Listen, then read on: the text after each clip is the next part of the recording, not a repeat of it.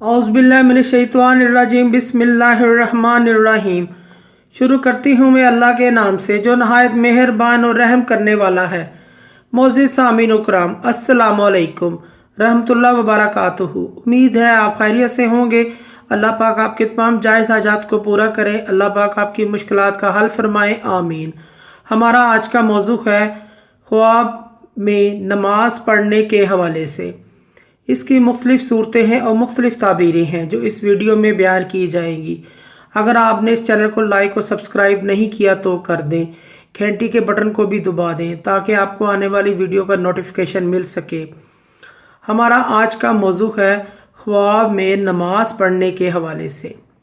ख्वाब में नमाज पढ़ना सिराते मुस्तकीम यानी सीधे रास्ते पर चलने की अलामत है। ख्वाब में अंधेरे में नमाज पढ़ना गम से निजात पाने की अलामत है। ख्वाब में बग़ैर रकू के नमाज पढ़ना माल की ज़कात ना देने की अलामत है।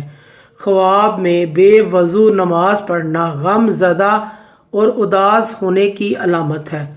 ख्वाब में बैतुल मुक़द्दस में नमाज पढ़ना सादत हासिल करने की अलामत है। ख्वाब में नमाज को तोड़ देना जिस मकसद को हासिल करना चाहता है वो नहीं पूरा होगा।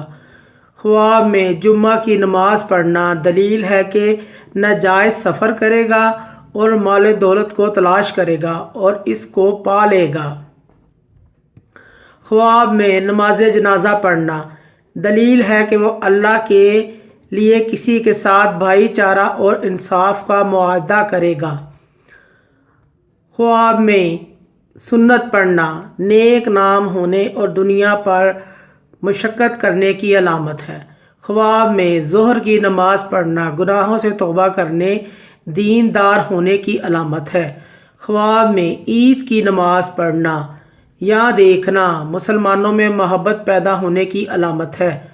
ख्वाब में मस्जिद में नमाज पढ़ना दीनों दुनिया की भलाई पाने की अलामत है।